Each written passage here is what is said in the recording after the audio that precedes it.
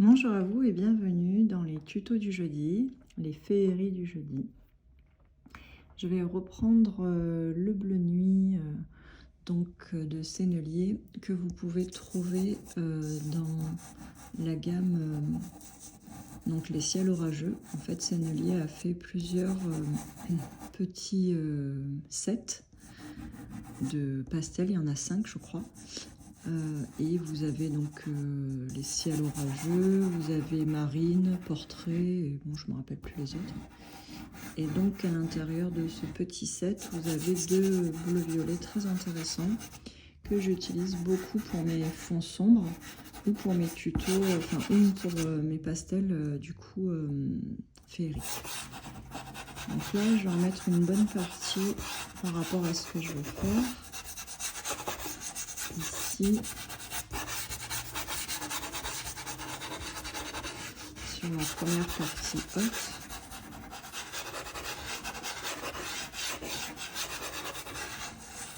Je laisse volontairement des manques au niveau du papier.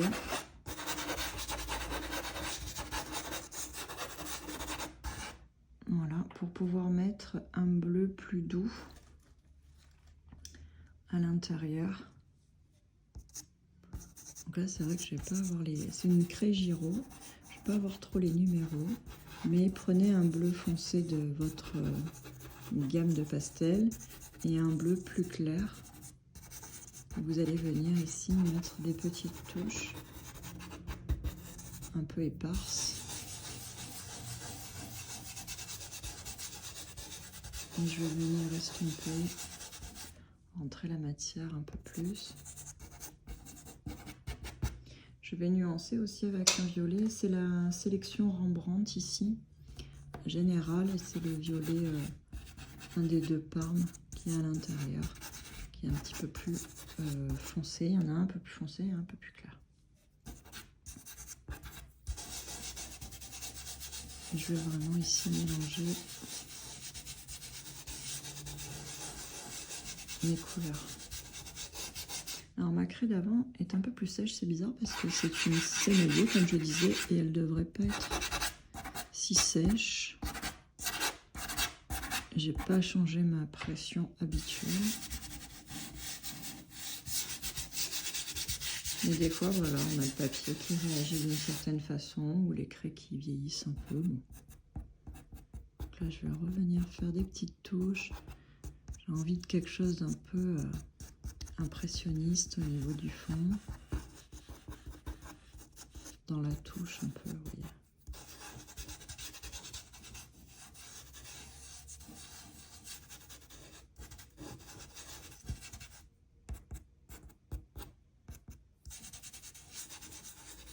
J'aime bien estomper pour faire quelque chose de mystérieux, de lointain, et puis rajouter par moments des touches un peu plus vives. Et c'est vraiment les couches successives qui font le jeu.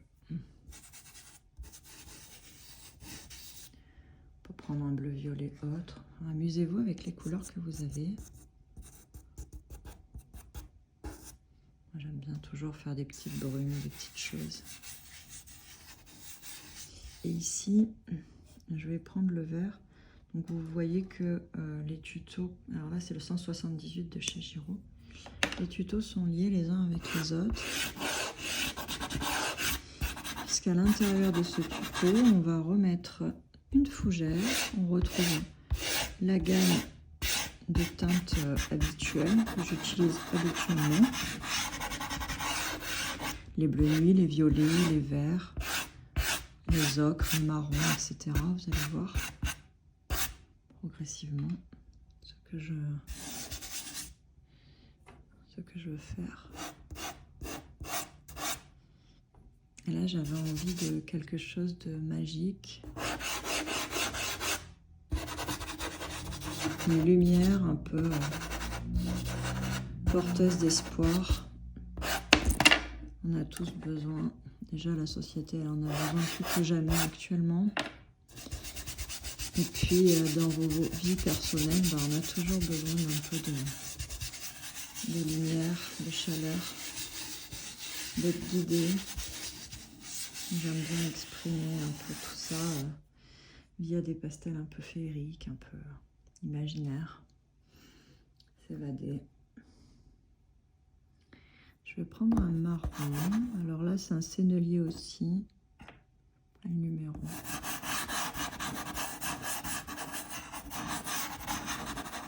Je pose vraiment quelques couleurs du fond. Et on va venir après agrémenter et travailler tout ça. Ayez toujours des lingettes près de vous pour bien vous nettoyer les mains et avoir toujours les mains propres, surtout quand vous estompez une couleur bleue ou une couleur verte après. Enfin voilà, deux couleurs qui sont totalement différentes. Si on ne veut pas les mélanger, en tout cas, on va éviter de salir les couleurs. Il faut avoir toujours, ou les ternir, il faut toujours avoir les mains propres. Alors, ici, on va commencer la petite lanterne.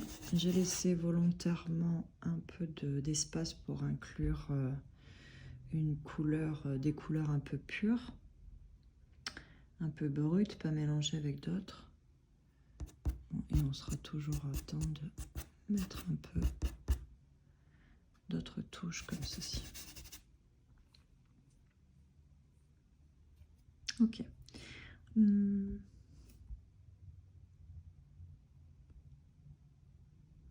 Alors, je vais prendre deux crayons. Je vais prendre un noir, le 750 de Carbotello, et un ocre. Au début, pas trop fort, donc peut-être le 0,47 ou le 615.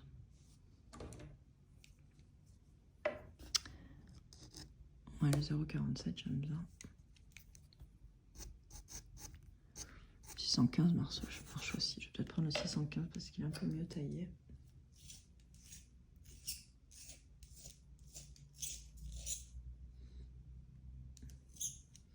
Et on va ici dessiner notre lanterne.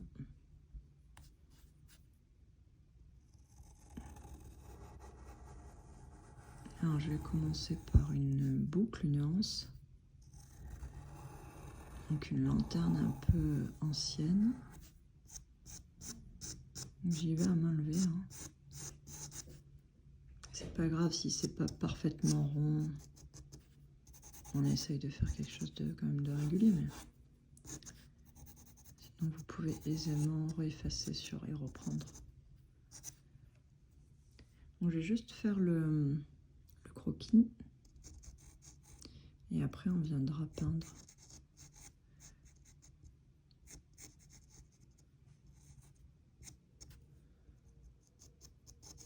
Donner peut-être un côté un peu, je sais pas, on va voir, oriental un peu. Si c'était magique, un peu la lampe d'Aladin, mais plus sans lanterne. Donc là, il va y avoir aussi des notions de perspective.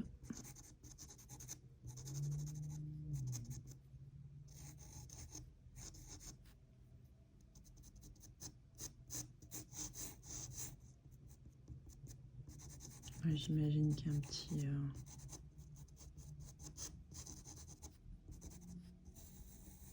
petit rebord. Généralement, c'est suivi d'une petite coupelle, là, un peu évasée.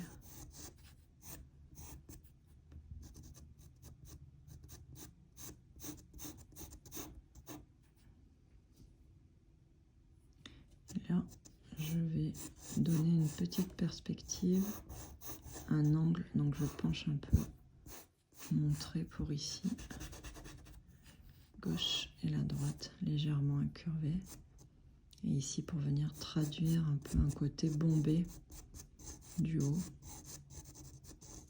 de la coupole.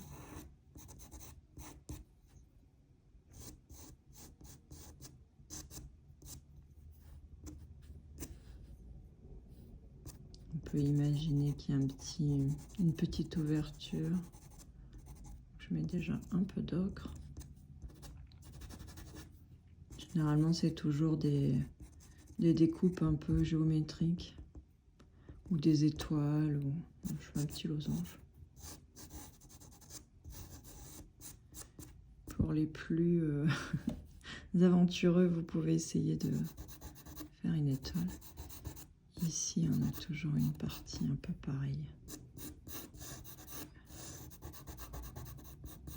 Comme un rectangle un peu amélioré.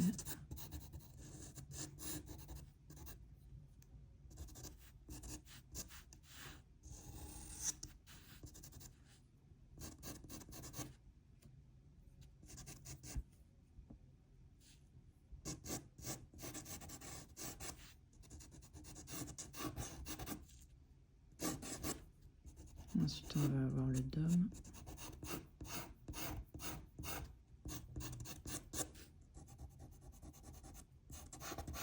Donc pareil, il faut essayer de rendre la perspective. Donc la ligne curve.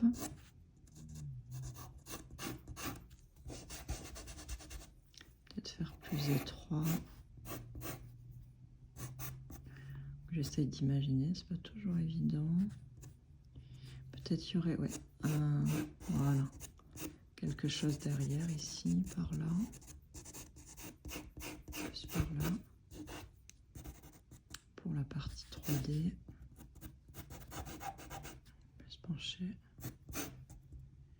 Et là, j'imagine que ce serait pareil que là-haut, plus incurvé à gauche, enfin un légère diagonale, et ici pareil en remontant derrière. Et c'est un petit peu plus bas. Je pourrais le corriger avec la craie bleue, avec le fond.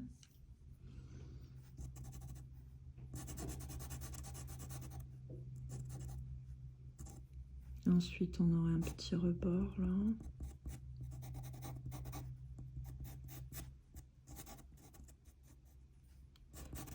Alors.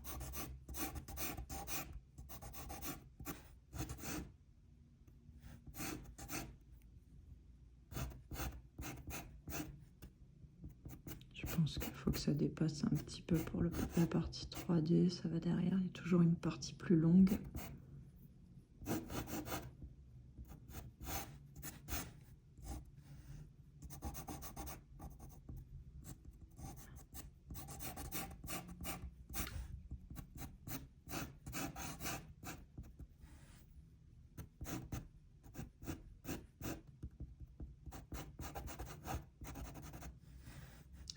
Ces petits tutos, ça vous permet aussi de vous entraîner à travailler l'observation et à dessiner à main levée. Alors après, vous pouvez screenshotter éventuellement, je peux vous mettre en photo finale le pastel, et vous pouvez vous en servir comme base pour en faire un calque, par exemple, ou sinon vous pouvez trouver un modèle qui vous plaît sur Pinterest ou autre et adapter le tuto au modèle aussi. Voilà, ça vous permet d'être un petit peu plus libre et de vous entraîner à faire des objets plus ou moins du quotidien. Donc là, je pense que ça devrait le faire. Et on va commencer les vitres. Je l'ai faite un peu basse peut-être.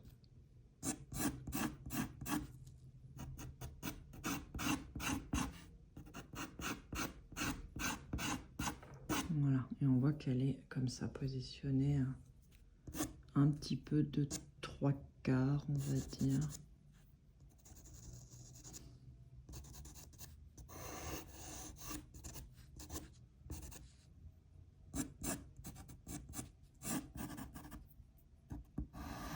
Pareil, incurvé pour donner le 3D. Ici, un petit peu plus de... Enfin, pas vraiment de face, puisqu'il faut que ce soit parallèle au reste. C'est une légère diagonale, vous voyez.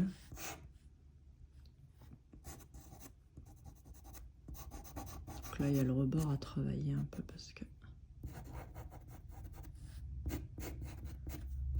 On a un petit quelque chose dans la perspective, là. À reprendre. pareil, ici, plus court et davantage, donc là, plus mince, plus fin, puisque c'est un peu plus derrière caché.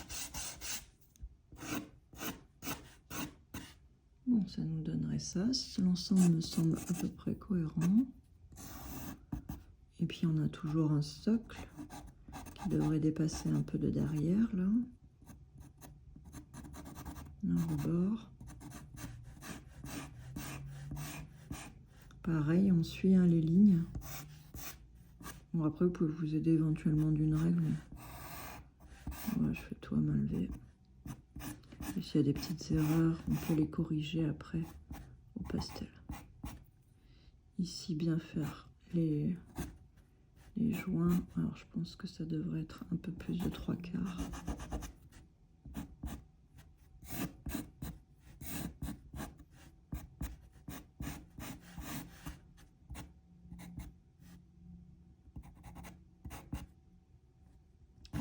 Là, plus mince, là aussi plus mince, puisque la vue est en raccourci.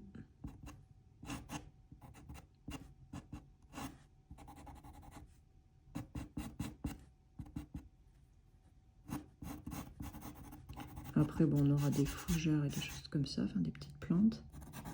Et ici, un socle. Voilà. Qui s'enfonce pareil. Avec des petites herbes qui dépassent devant. Donc finalement, à vue d'œil, j'ai réussi. Oh, j'ai envie de faire un peu des feuilles quand même pour pas donner trop non plus d'importance au socle. Il est bien ancré, bien posé dans la terre.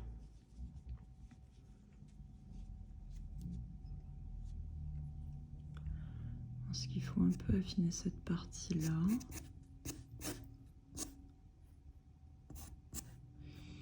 Et ici,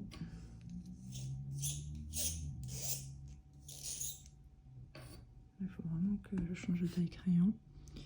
On peut imaginer une petite découpe.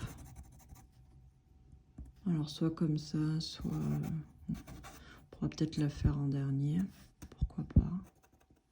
Lui donner un motif un peu plus oriental. Là, je pense qu'il faudrait que le rebord soit un peu plus mince.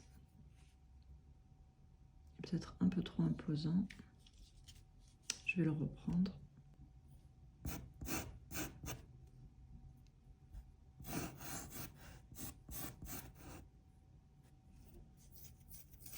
Un petit peu plus mince. J'ai l'impression que il faut casser un peu l'angle, arrondir un petit peu, arrondir les angles comme dans la vraie vie.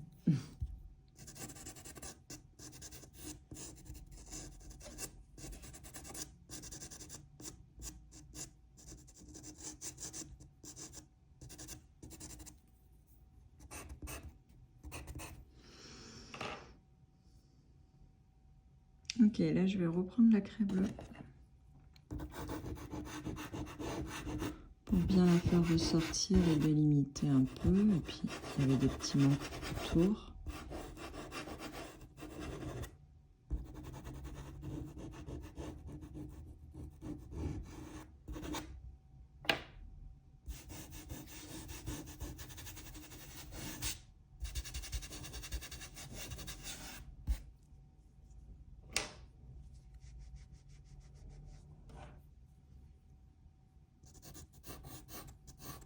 Voilà, on pourra la redresser un tout petit peu ici. Bon, avec le pastel, on va pouvoir faire ça.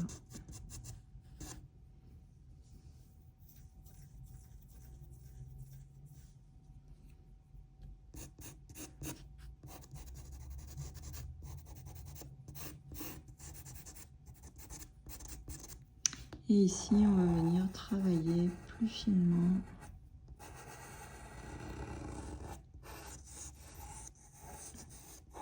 On va commencer à peindre notre anse. je pense que ce tuto sera sur 2 jeudis au moins.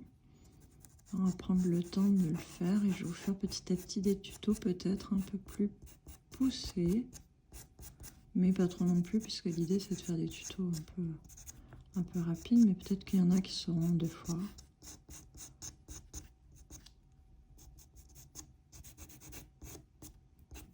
Et là, je mets un peu de contraste dans l'anneau avec le 750. Je peux prendre aussi donc le 760.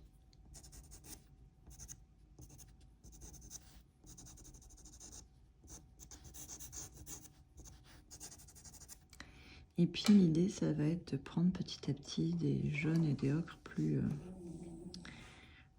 prononcés pour apporter la lumière. Et donc, ce qui est là, c'est le 820 carandage. Et ce qui est intéressant justement, c'est sur les fonds foncés, quand on applique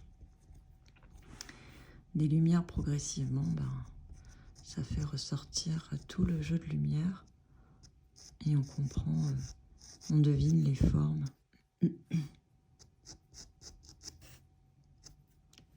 Les différents aspects. On peut prendre aussi des orangés.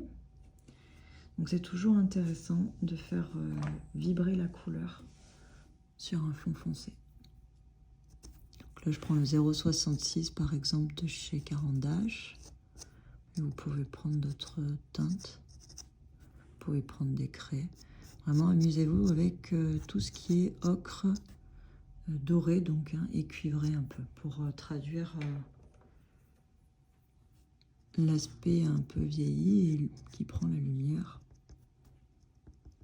de la lanterne, quoi, à l'intérieur, qui se répercute sur l'extérieur et puis également sur la végétation, mais ça on verra plus tard. Donc là je joue avec le 615 Carbotello et le ici 820. Essentiellement, c'est bien aussi de faire avec une gamme restreinte, et puis quand on est un petit peu plus à l'aise, eh bien on peut rajouter petit à petit des couleurs, des nuances. Mais l'idée c'est voilà, de vous faire des petits tutos progressifs qui vont vers des tutos un peu plus consistants, avec un peu plus de nuances.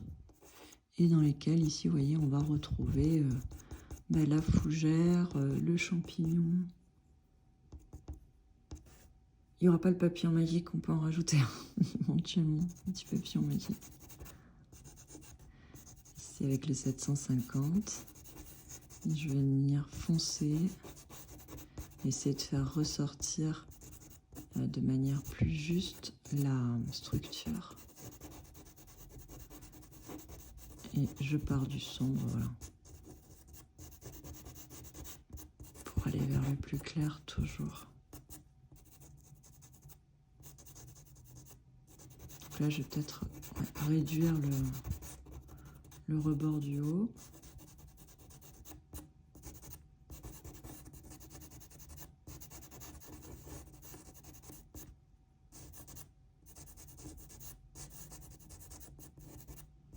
Et en même temps, vous voyez, je vais reprendre bien comme il faut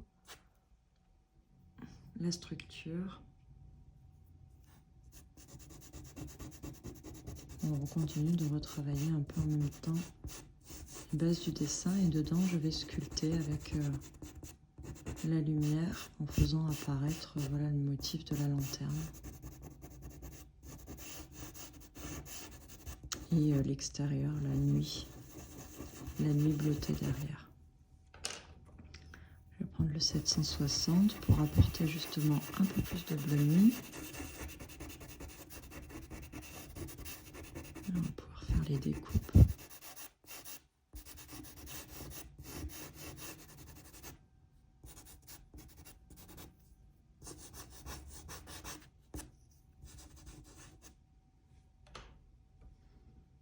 Alors, je vais reprendre mon ocre.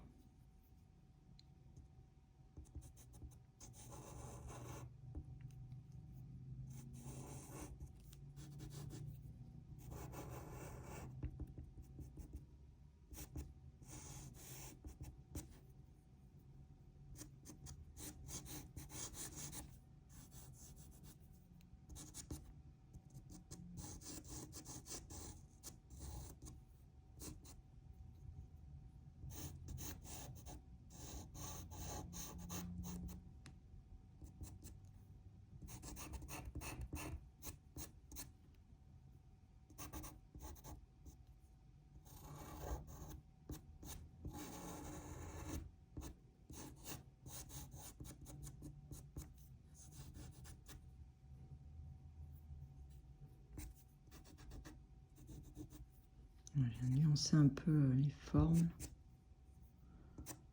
les couleurs. Donc là, on peut imaginer une découpe, petit motif qui laisse apparaître les jeux de lumière.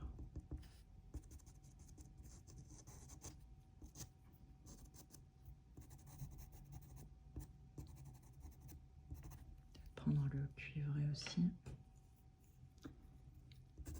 Et puis on peut venir, avec la couleur du fond, resculpter, retravailler, jusqu'à obtenir la forme qu'on veut.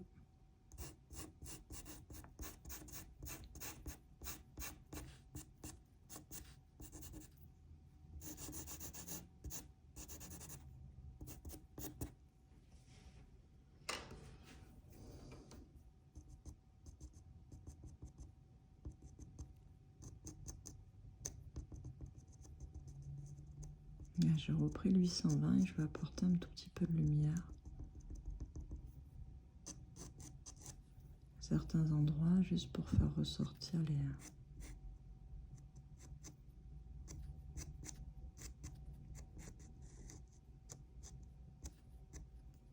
les caractéristiques de la lanterne qui prennent la lumière. Et préciser un peu, voilà, l'objet.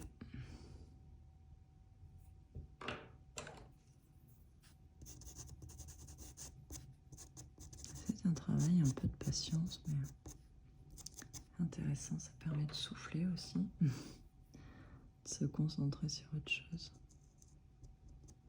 que son quotidien.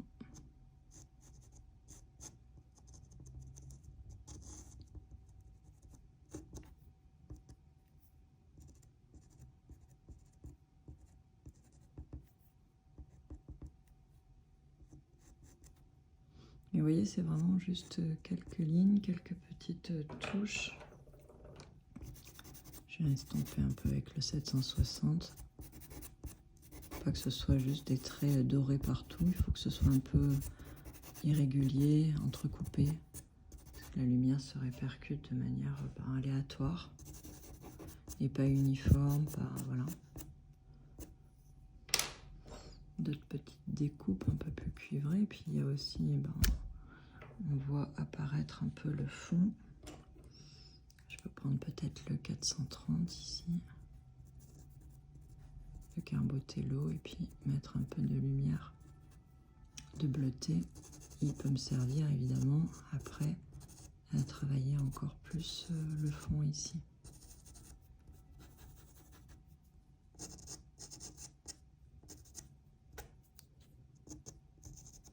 On peut en mettre aussi, ça peut se répercuter dans la lanterne.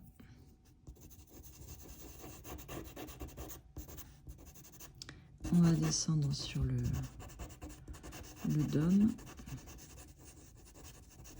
Vous voyez, pour les découpes, si vous voulez faire des découpes en forme d'étoile, de lune, pourquoi pas.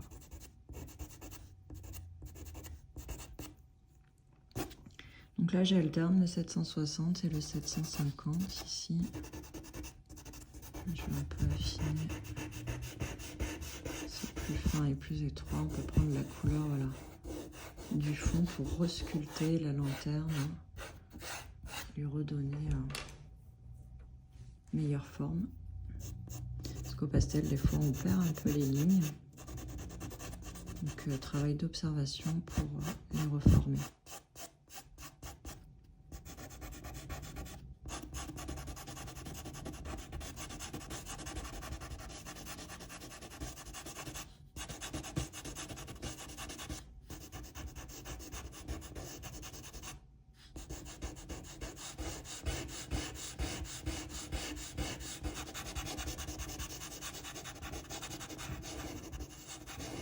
Donc là, je fonce bien et je vais travailler à partir du foncé.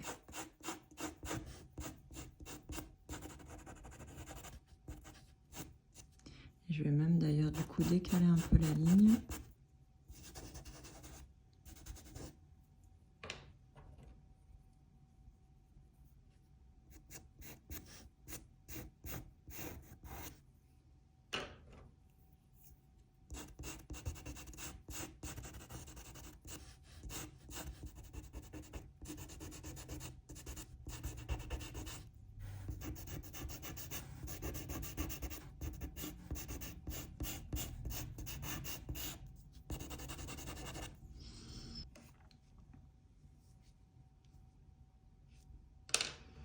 Et ici, on va venir sculpter l'intérieur. Donc, je pense qu'on va en faire une et qu'on continuera la fois d'après parce qu'il y a un petit peu de travail quand même, vous l'avez vu.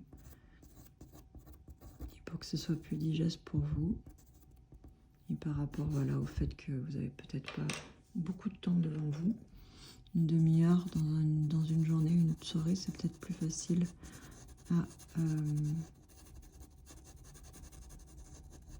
à glisser qu'une heure ou deux. Donc,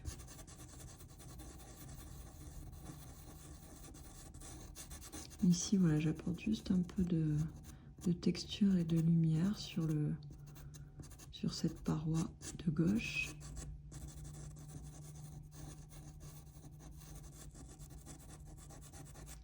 Et puis on va venir inventer un petit motif, un petit quelque chose sans que ce soit trop détaillé ni compliqué. Donc choisissez les formes que vous voulez. Moi je vais faire juste comme des petites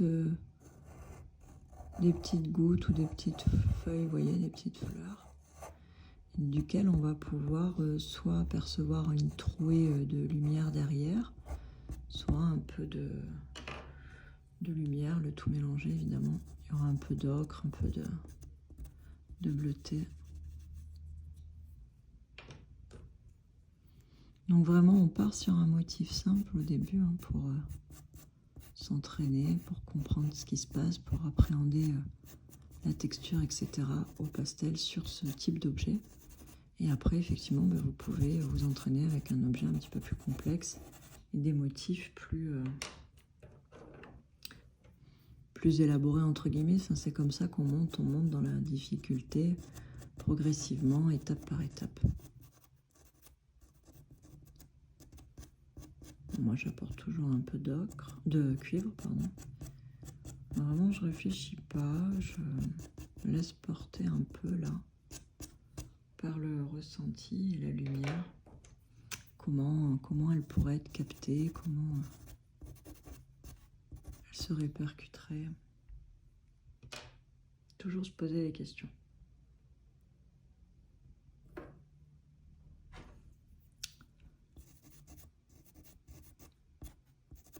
J'ai repris le 750.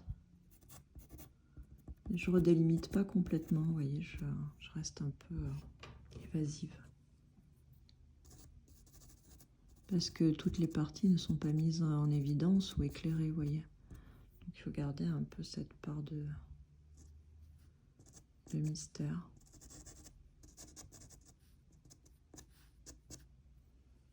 Alors, je peux apporter une petite brillance ici sur le côté, pourquoi pas. Toujours de manière discontinue, puisque la lumière ne s'accroche pas de manière régulière. Et de la même manière partout. Donc c'est pas toujours évident quand on a des petits modèles. Des fois, il faut bien la positionner.